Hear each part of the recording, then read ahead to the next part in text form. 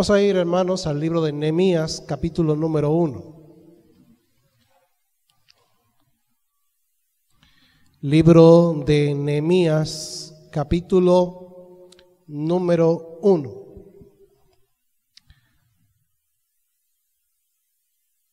Verso primero.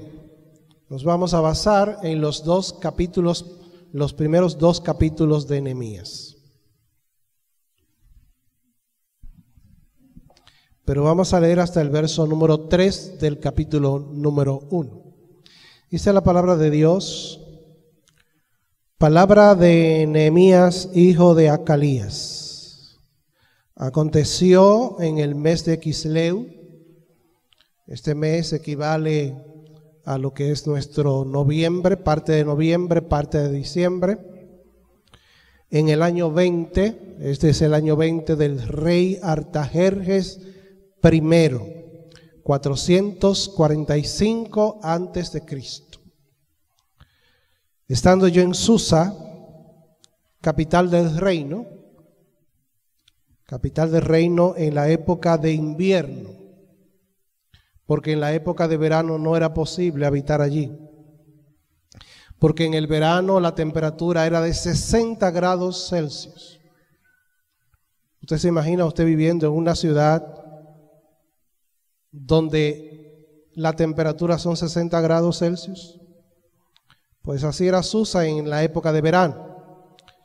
Y cuando había esa época de verano, se trasladaban los reyes a otra capital del imperio persa llamada Ecbatana. Pero en invierno se trasladaban a Susa, en la cual se encuentra nuestro personaje. Dice verso 2, que vino Hanani, uno de mis hermanos, con algunos varones de Judá, vinieron de Judá. Nehemías se encuentra en Susa, a 1500 kilómetros de distancia de Judá, de Jerusalén, de Israel. Y les pregunté por los judíos que habían escapado, que habían quedado de la cautividad, y por Jerusalén. Y me dijeron: el remanente, es decir, el resto de judíos que queda allá, los que quedaron de la cautividad allí en la provincia, es decir, la provincia donde quedaba Judá y Jerusalén, en una zona que se llamaba una satrapía, que era como una región del imperio persa, que se llamaba la provincia o la satrapía más bien del más allá del río Éufrates. Y sigue diciendo: el remanente, los que quedaron de la cautividad allí en la provincia, están en gran mal y afrenta, y el muro de Jerusalén derribado y sus puertas quemadas a fuego.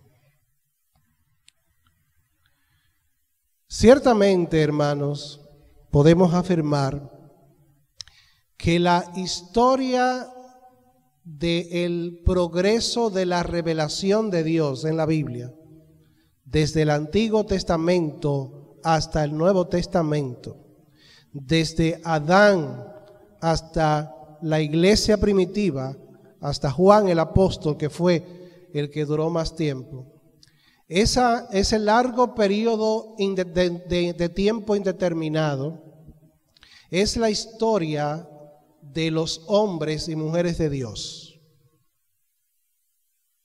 de los grandes hombres y las grandes mujeres de Dios. Y cuando hablo de grandeza, no lo hablo desde el punto de vista de cómo la gente ve la grandeza, sino en cuanto al llamado de Dios para cumplir un propósito, una misión. Es en ese sentido en que hablamos de grandeza. El único grande es Dios, y sus siervos somos pequeños, pero la tarea es grande, porque Dios, el Dios de la tarea y el Dios de los siervos, es grande. Pero uno aprende a través de la Biblia que cada etapa de la historia de la palabra de Dios está caracterizada por Dios utilizar en ciertos momentos cruciales, en ciertas etapas importantes, a hombres y a mujeres para su tarea de restauración. Son líderes en las manos de un Dios que restaura. Y el liderazgo en la Biblia es muy importante. Y a través de la historia de la iglesia, Dios ha utilizado hombres y mujeres que han cumplido una misión. Fuera de la Biblia y fuera del ámbito cristiano, el liderazgo también es una realidad. Hay liderazgo desde el punto de vista político. Hay políticos que son líderes. Pero también hay artistas que son líderes. Hay deportistas que son líderes. Y sobre todo en el campo empresarial, las empresas tienen sus líderes, mujeres y hombres. Y las sociedades también tienen sus líderes. A veces personas sencillas, comunes y corrientes. En los barrios de nuestro Montellano hay hombres y mujeres que realizan una tarea de liderazgo, que la gente escucha, que la gente le hace caso, que mueven personas, pocas o muchas, para el bien de la comunidad. Y en la Biblia tenemos líderes.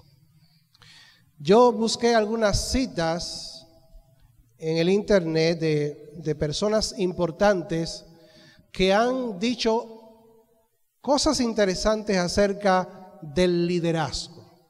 Por ejemplo, alguien dijo estas palabras: el valor de un gran líder para cumplir su visión viene de la pasión, no de la posición.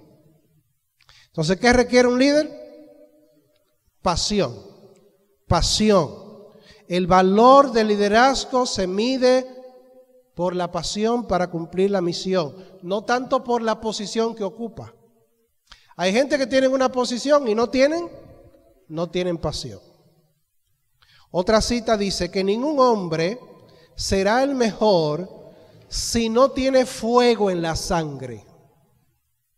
Ningún hombre ni ninguna mujer será mejor o será el mejor si no tiene fuego en la sangre, pasión.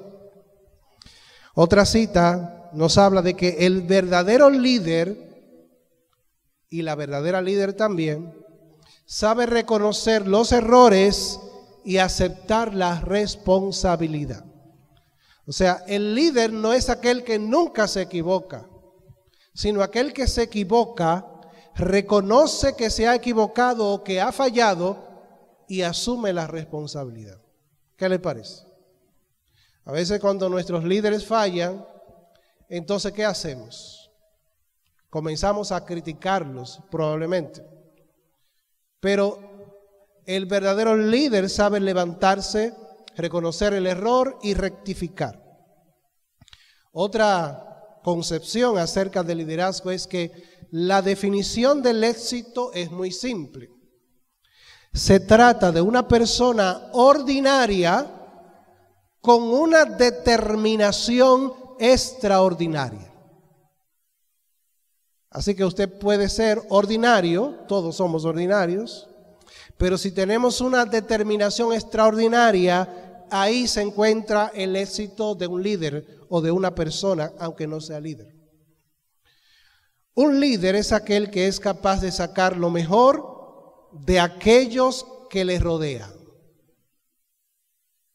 Eso es un líder. Sacar lo mejor de aquellas personas que le rodean. Un líder lleva a la gente a donde nunca la gente iría sola. ¿Es así o no es así? Es así.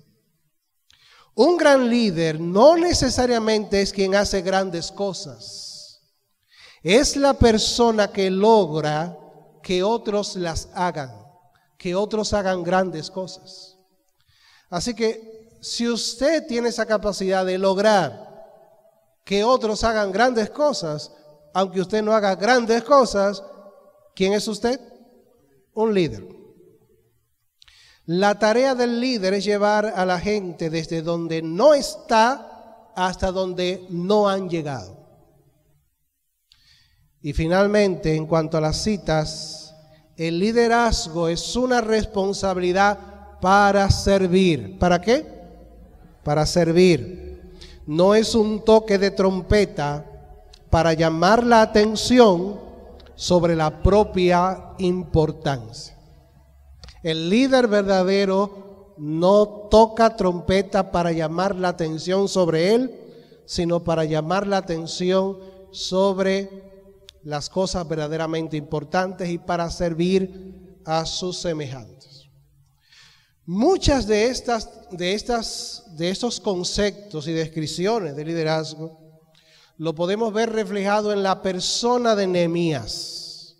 Incluso muchos libros se han escrito acerca del liderazgo tomando como referencia este gran hombre de las Sagradas Escrituras.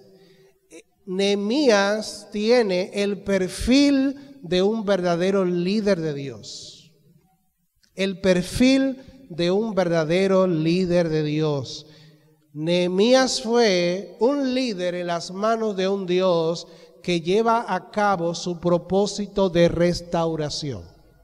Y yo quisiera brevemente que veamos nosotros 3 de estos perfiles que aparecen en el capítulo número 1 y en el capítulo número 2 de Nehemías, y que nosotros los podemos aplicar y debemos aplicarlo a nuestro liderazgo.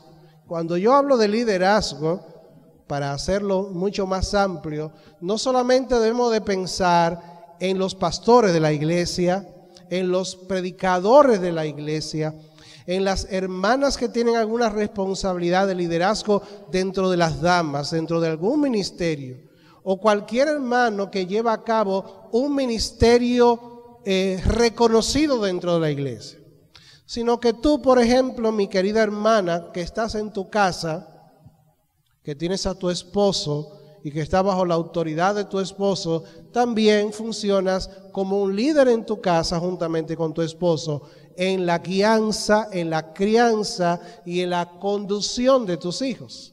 Así que también eso es para ti. Es también para el hermano que ocupa una responsabilidad en alguna empresa, en una posición importante en alguna empresa. En diferentes áreas de la vida nosotros podemos aplicar esto, pero sobre todo en el campo espiritual. El primer perfil lo hallamos en los versículos del 1 al 3 que acabamos de leer. Podríamos decirlo de la siguiente manera: el líder en las manos de un Dios restaurador es aquel que se identifica con las necesidades de las personas. Esa es la primera característica, el primer perfil de un verdadero líder o de una verdadera líder. Se identifica con las necesidades de las personas. Hay 3 cosas importantes en estos versículos que nosotros leímos y en los versículos que siguen. En primer lugar, vemos la pregunta de Nehemías, que cuando llegaron aquellas personas desde Judá, dice el verso número 2, su hermano Hanani, con algunos varones de Judá, él inmediatamente llegaron a Susa, les preguntó por algo. ¿Qué fue lo que preguntó Nehemías? Primeramente les preguntó por los judíos que habían escapado. ¿Y qué más preguntó? Y por Jerusalén, aquellos que habían quedado de la cautividad, y por Jerusalén. Me llama la atención el orden de las prioridades de la pregunta de Nehemías. Nehemías primeramente no preguntó por la ciudad de Jerusalén, sino preguntó primeramente por los habitantes que ocupaban a Jerusalén y que formaban parte de Judá. ¿Qué es lo que nos está enseñando esto? Que la prioridad, que la atención de Nehemías estaba primeramente volcada hacia las personas. Él preguntó por los judíos que habían escapado, que habían quedado de la cautividad, y luego preguntó por Jerusalén. Jerusalén, en este caso, representaba al pueblo de Dios, representaba a la nación como un ente organizado, como una sociedad que tenía una cultura, que tenía una estructura de vida. Pero lo primero eran las personas. El verdadero líder se identifica con las necesidades de las personas. Se entera de la situación de las personas. ¿Por qué? Porque el corazón del líder está en la gente, está en los seres humanos, está en satisfacer necesidades humanas para la gloria de Dios, claro está. Y en este caso vemos aquí a Nehemías preguntando primeramente por el pueblo que se encontraba en esa situación tan deplorable. Hermanos, debemos nosotros también actuar de la misma manera. Usted y yo tenemos que preocuparnos primeramente por la gente, por la condición material y espiritual de la gente. Lo primero es las personas. El apóstol Pablo, escribiéndole a los creyentes de Colosas, dice que su ministerio, el ministerio que recibió del Señor, era a fin de presentar perfecto en Cristo Jesús a todo hombre, a todo ser humano. Y que él luchaba con la potencia de Dios a favor de esas personas. Claro está que la gente no es la meta del liderazgo, sino que la meta es la gloria de Dios. Pero la gloria de Dios se va a evidenciar y se debe evidenciar en las personas. Luego está la institución. Jerusalén simbolizaba el pueblo de Dios, la ciudad organizada. El creyente debe preocuparse también por aquel pueblo que forma el conglomerado, el grupo de personas que son una entidad individual de la cual usted y yo formamos parte. En palabras más sencillas, debemos preocuparnos por el hermano más sencillo de la iglesia que está atravesando una situación difícil en su casa, que está atravesando problemas económicos o problemas de salud o problemas espirituales, pero también debemos interesarnos en la iglesia como un todo. Ese es el significado para nosotros. ¿Estamos claros, hermanos? Mire la reacción ante el informe que les da o que les dan aquellas personas. El informe fue el siguiente, versículo 3. El remanente, los que quedaron en la cautividad allí en la provincia, están en gran mal y afrenta, y el muro de Jerusalén derribado y sus puertas quemadas a fuego. Ahora noten la reacción. Verso número 4. Cuando oí estas palabras, ¿qué hizo Nehemías? Hay 5 acciones de lo que él hizo. ¿Qué fue lo primero que hizo? Me senté. En segundo lugar, lloré. Tercero, hice duelo por algunos días. Cuarto, ayuné. Y quinto, oré delante del Dios de los cielos. Su corazón estaba allá. No sé si ustedes recuerdan una vez cuando la actual compañía dominicana de teléfono, que también es Claro, había sido adquirida, antes de llamarse Claro, se llamaba ¿cómo? Verizon era. Verizon. Y Verizon tenía una publicidad en la televisión sobre todo, especialmente como para captar la atención y la clientela de dominicanos que vivían fuera. Y entonces presentaban una publicidad allá en los países, en Estados Unidos, en Nueva York. Y una de las personas que habla es una muchacha que se había ido de República Dominicana para vivir fuera. ¿Y saben lo que ella decía? No sé cuántos lo recuerdan. Yo me fui, pero no me fui. ¿Qué quería decir ella? Que su mente y su corazón estaban aquí, en la República Dominicana. Que aunque físicamente estaba allá, su alma, su identidad estaba aquí. Hermanos, nosotros debemos pensar lo mismo también en cuanto a nuestros hermanos. Que aunque estemos físicamente lejos, yo me fui, pero no me fui. Mi mente y mi corazón está con el pueblo de Dios, con mi iglesia. Y yo creo que cuando uno sale de Monte Llano, uno puede sentir esa hambre y ese deseo y ese anhelo de estar aquí con nuestra gente, con nuestros hermanos, con esta iglesia tan mercochosa y tan contagiosa, esta iglesia tan maravillosa que el Señor nos ha dado.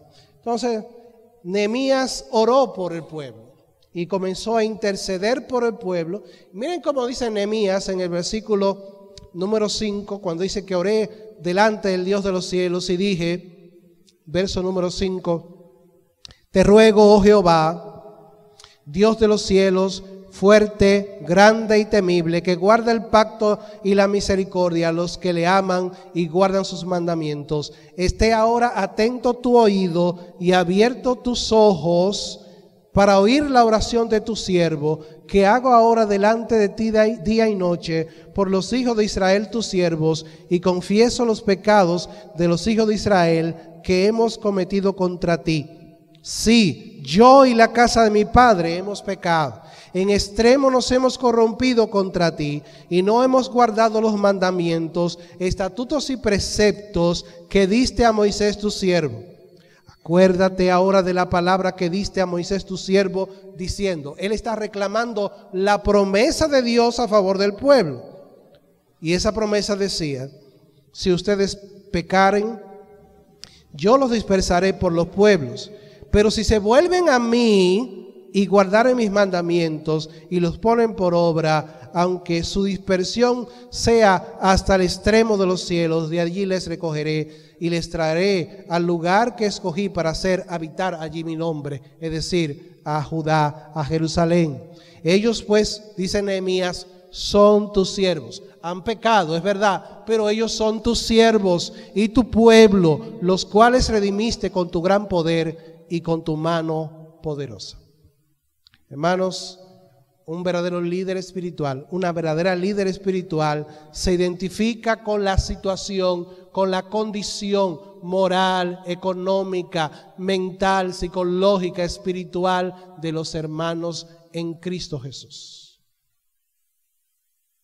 En segundo lugar, este liderazgo en las manos de un Dios restaurador es un liderazgo que logra sus propósitos por medio de la planeación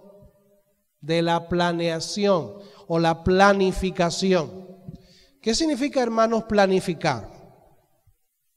¿Qué es planificar? Hacer un plan. ¿Y hacer un plan es qué? ¿Estudiar qué?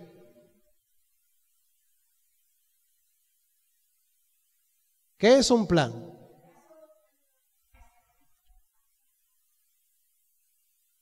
Ok. Es como anticiparse, adelantarse mentalmente y emocionalmente a lo que usted va a hacer. Es prever los propósitos, los objetivos, los recursos que necesita para lograr alcanzar algo. Hermano, y los dominicanos no somos muy dados a planificar. Nos gusta hacer las cosas, ¿cómo se dice? A la brigandina, a como salga. Pero vemos en Nehemías que Nehemías está orándole a Dios, pero a la vez que está orando, él está pensando en un plan para llevar a cabo, para ejecutar ese plan, para alcanzar un propósito. Eso lo podemos ver, miren el verso número 11 del capítulo número 1, que lo primero que él hace es sustentar el plan en la oración. Verso número 11. ¿Quién lo lee?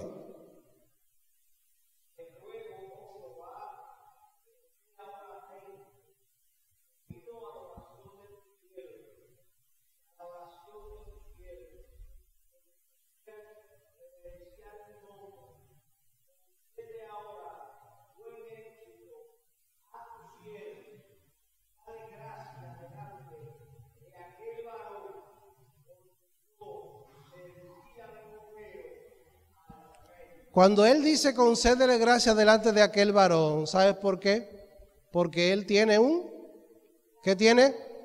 Tiene un plan en su mente, tiene un propósito, tiene algo que lograr. Él se ha trazado una meta, un objetivo o una serie de objetivos.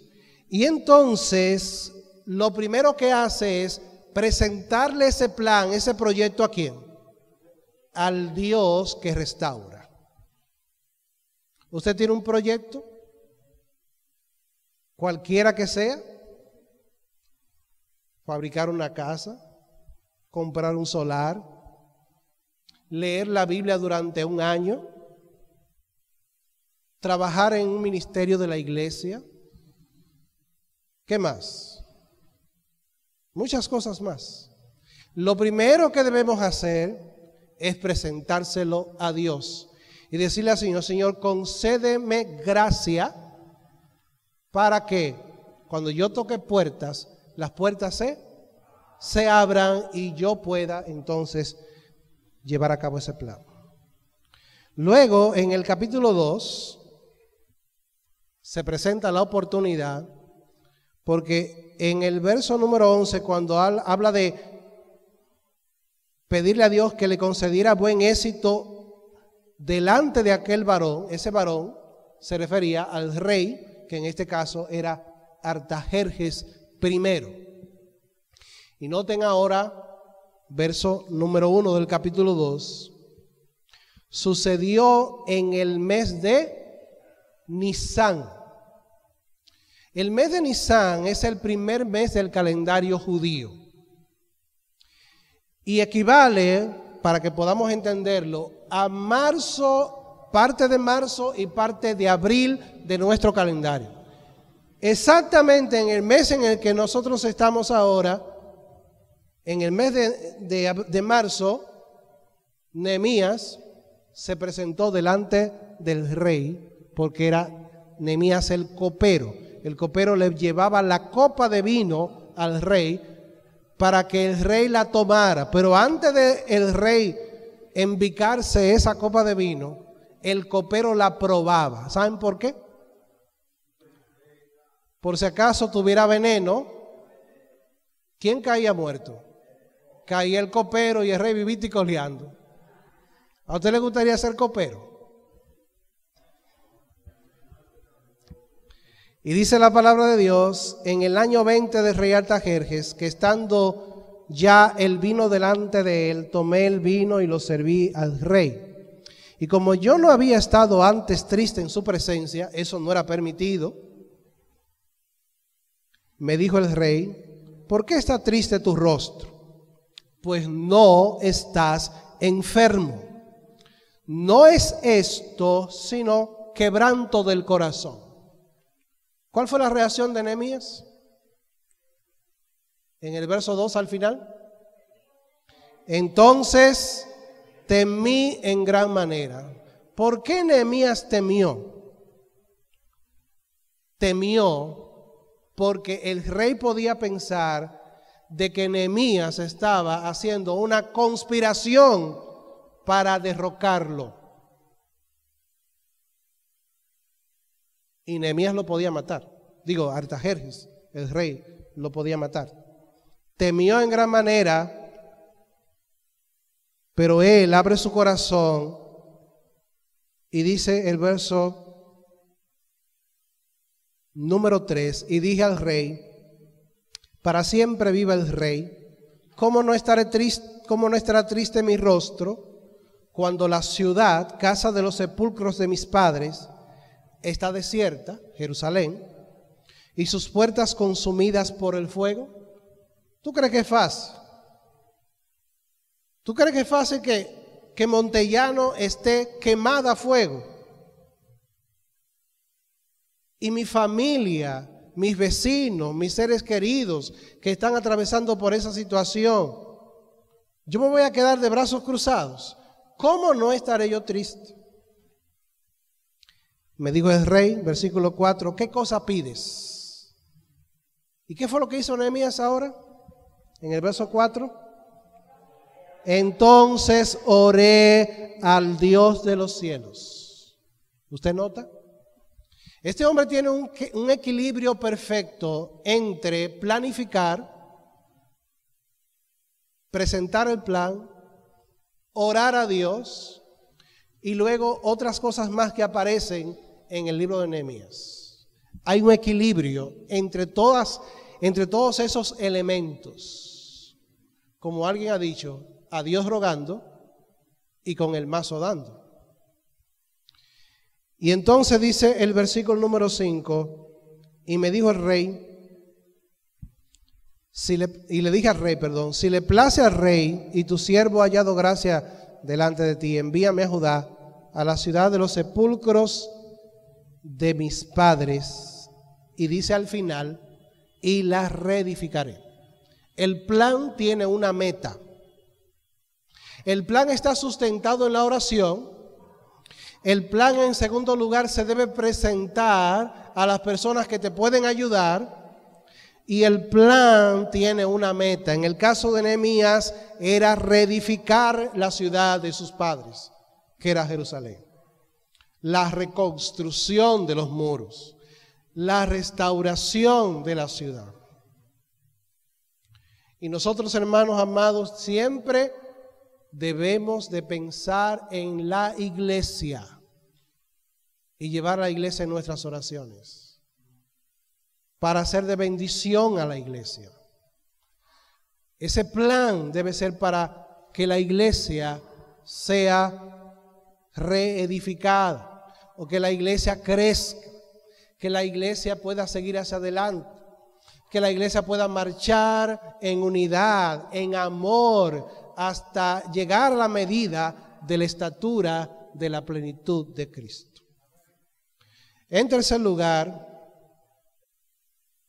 hemos dicho que el líder se identifica con las necesidades de las personas y que también logra sus propósitos por medio de la planificación. Hermanos, la planificación no es pecado. No es falta de fe. Ahora, planificar sin la dependencia de Dios sí es pecado. Pero cuando usted planifica y ora y depende de Dios, entonces Dios bendecirá su proyecto, Dios bendecirá su plan, si esa es su voluntad. Y cuanto más si se trata de la iglesia. Pero en tercer lugar, y en último lugar, el tercer perfil de un líder en las manos de un Dios restaurador es un liderazgo motivador. ¿Cómo es este liderazgo? Motivador. ¿Qué significa motivador? Que mueve a las personas a actuar, que inyecta en la gente el entusiasmo para hacer lo que hay que hacer. Nehemías es un ejemplo de un motivador en las manos de un Dios todopoderoso. Ahora, Nehemías llega a Jerusalén, versículo 11, dice, llegué pues a Jerusalén y después de estar allí 3 días me levanté de noche. En esta motivación podremos ver 3 enseñanzas. Primeramente, al motivar, lo hace a partir de su propia experiencia, de su propio involucramiento en la realidad, en la situación que él pretende solucionar.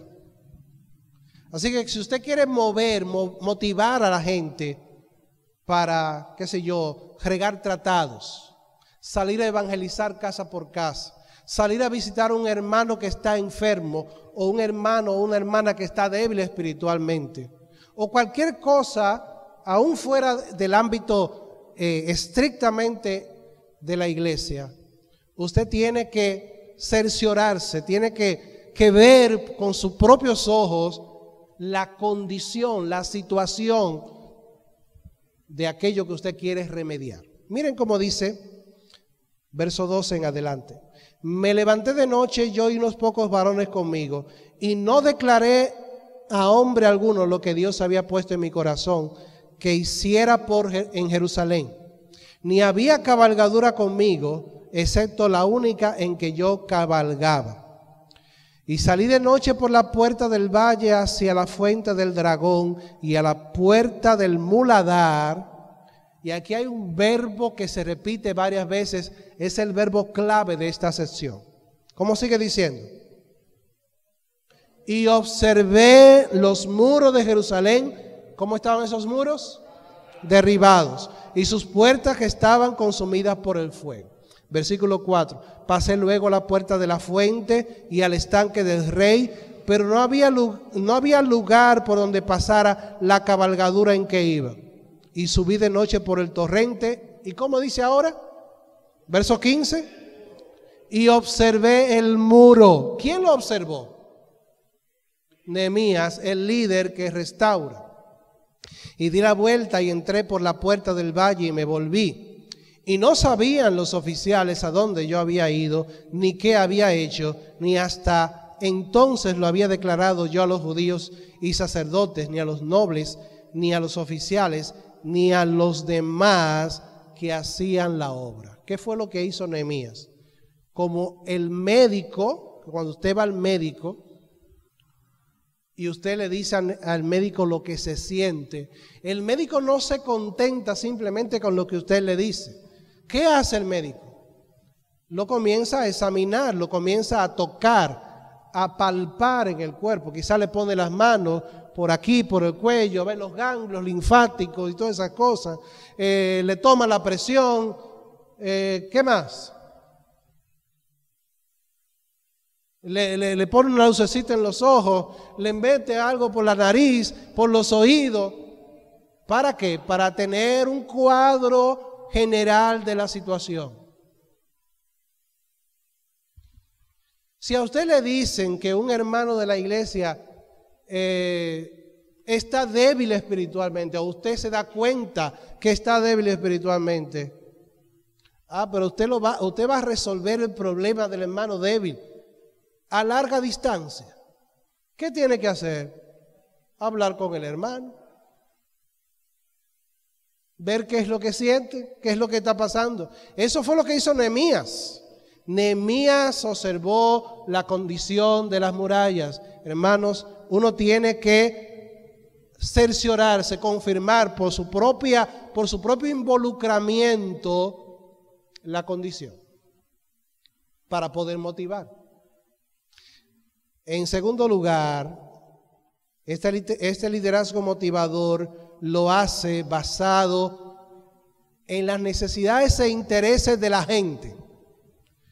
Noten, fíjense que hasta el verso 16, él no le había dicho a nadie el propósito que tenía, pero ahora se lo declara. Verso 17, les dije, pues, ustedes ven el mal en que estamos. ¿Qué está haciendo Nehemías aquí? Está haciendo que la gente se motive por la participación de la gente en el problema. Los involucra en el problema. Ustedes ven claramente el mal en que estamos, que Jerusalén está desierta y sus puertas consumidas por el fuego. En el verso 18 también los motiva. Él presenta la necesidad y también luego les dice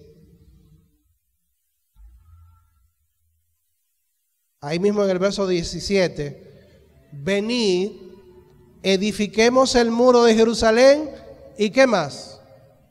Y no estemos más en oprobio. ¿Qué es oprobio? Vergüenza, burla de los enemigos del pueblo de Dios. Entonces él está presentando el plan y la situación y lo que hay que hacer, como que ellos necesitan que se haga eso, porque si no se hace, ellos se van a ver afectados. Los hace parte del problema, pero también los hace parte de la solución. Porque dice, venid y edifiquemos el muro de Jerusalén. En tercer lugar, debemos motivar en base a las evidencias del poder de Dios que ha estado obrando en nosotros. Verso número 18. Entonces les declaré cómo la mano de mi Dios había sido buena sobre mí, y asimismo les declaré las palabras que el rey me había dicho. Nehemías les está diciendo, hermanos, Dios está en este plan. La mano de Dios ha sido buena sobre mí. Dios ha puesto esto en mi corazón. Dios está dirigiendo los acontecimientos, el curso de las cosas, para que su obra se efectúe en medio de su pueblo. Y cuando usted dice a la gente así, y cuando usted le dice, vamos a evangelizar, mi hermano, porque Dios me ha movido, porque Dios está en esto, no hay mejor motivación que saber que el Señor está obrando a través nuestro. Y miren la respuesta.